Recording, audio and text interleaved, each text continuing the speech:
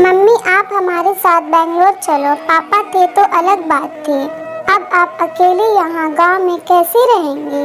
बेटे अनिल ने कहा तो मैं असमंजस में पड़ गई। हार्ट अटैक से हुई इनकी अचानक मौत से मैं अपने आप को लाख कोशिश के बाद भी संभाल नहीं पा रही थी। 12 दिन हो जाने से सभी मेहमान चले गए थे। बेटा अनिल और बहू अनीता दोनों ही इंजीनियर हैं। मेरी सहेलियों ने मुझसे कहा कि बेटी बहू के पास रहने नहीं जाना, क्योंकि कमाने वाली बहू को बुजुर्ग सास बिल्कुल अच्छी नहीं लगेगी। उसकी आज़ादी में तुम्हारे जाने से खलल पड़ेगी। वो तुम्हें ताने मार मार कर तुम्हारा जीना हराम कर देगी। वैसे भी भाई साहब ने जीते जी ही पूरी संपत्ति बेटे के नाम कर दी थी। ऐसे में तो पूरी संभावना है कि बेटा बहू यहाँ का मकान बेचकर माल तो सब ले लेंगे और तुम्हें पाई पाई के लिए तरसा देंगे। लेकिन बेटी बहू के साथ जाना मेरी मजबूरी भी थी। 60 की उम्र में अपने घुटनों के दर्द के कारण मैं अपने किराना दुकान चलाने में असमर्थ थी। 12 दिन के कार्यक्रम का पूरा खर्चा बेटे ने ही किया, लेकिन छोटे मोटे खर्च के लिए बेटे के आगे हाथ फैलाना मुझे ठीक नहीं लगा और जो थोड़े बहुत पैसे हमने जमा कर रखे थे वे खर्च हो गए। अब हालात ये थे कि मेरे पास 100 रुपए भी नहीं थे। असमंजस में मैं अनिल को कोई जवाब नहीं दे पाई। इतने में अनीता ने कहा, मम्मी जी बताइए कि कौन कौन सी साड़ियाँ रखनी है, मैं आपकी सूटकेस पैक कर देती हूँ। अनीता के ऐसा कहने पर मैं कुछ बोल नहीं पाई और चुपचाप इन लोगों के साथ बेंगलोर आ गई। अनिल और अनीता दोनों ही मेरा पूरा ख्याल रखते, सभी साथ ही में खाना खाते। अनीता मेरी पसंद के हिसाब से खाना बना देती।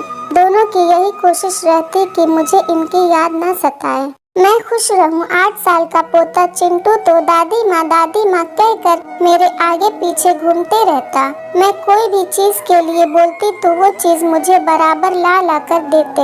ये सब देखकर मेरे मन को बहुत शांति मिल रही थी।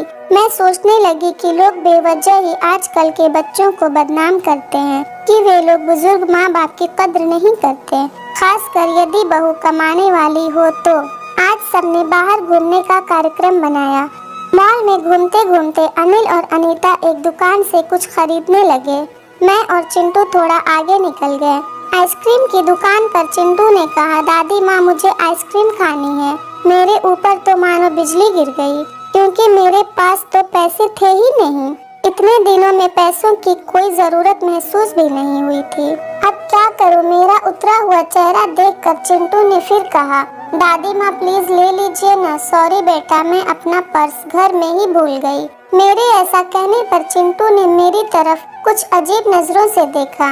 उसे लगा कि आइसक्रीम न दिलाना पड़े इसलिए मैं बहाना मार रही हूँ, लेकिन मैं कर भी क्या सकती थी। मुझे अपनी बेबसी पर रोना आने लगा। मैं कैसी दादी हूँ कि अपने पोते को आइसक्रीम भी नहीं दिला सकती।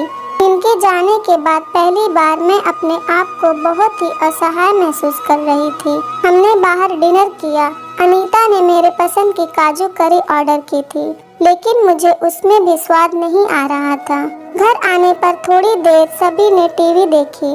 अनिल सोने चला गया और अनीता चिंटू के कमरे में गई ताकि मच्छर की टिकिया लगाकर उसे ब्लैंकेट आदि देकर सुला दे। मैं भी अपने कमरे में सोने जाने लगी। इतने में मुझे चिंटू की आवाज सुनाई दी, मम्मी दादी माँ बहुत ही कंजूस है, तू ऐसे कैसे बोल रहा है? हाँ मम्मी, आज मॉल में घूमते वक्त मैंने दादी माँ को आइसक्रीम दिलाने को कहा तो उन्होंने कहा कि वो अपना पर्स घर में ही भूल आई हैं।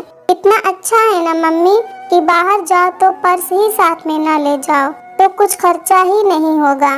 कंजूस दादी माँ, ये क्या है चिंटू? दादी माँ के लिए ऐसा बोलते वक्त तुम्हें जरा भी विचार नहीं आया? क्या तुम उनके दुख को समझ सकते हो कि वो फिलहाल कितने दुख में हैं? दादी माँ को क्या दुख है? बेटा, अभी तक दादी माँ और दादाजी गांव में एक साथ रहते थे।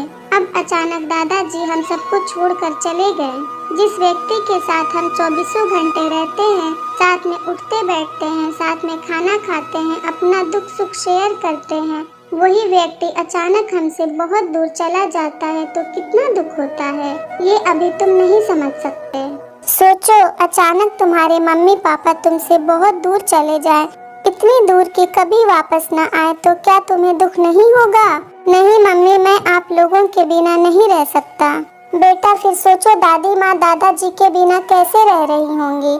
ऐसी स्थिति में यदि वो अपना पर्स घर में भूल गई तो तुमने उन्हें कंजूस तक कह दिया। तुम्हें हमारे प्रति उनका प्यार नहीं दिखा। जब भी तुम्हें स्कूल से आने में 5-10 मिनट की भी देरी हो जाती तो वो लगातार बालकनी में खड़े होकर तुम्हारा रास्ता देखती रहती हैं।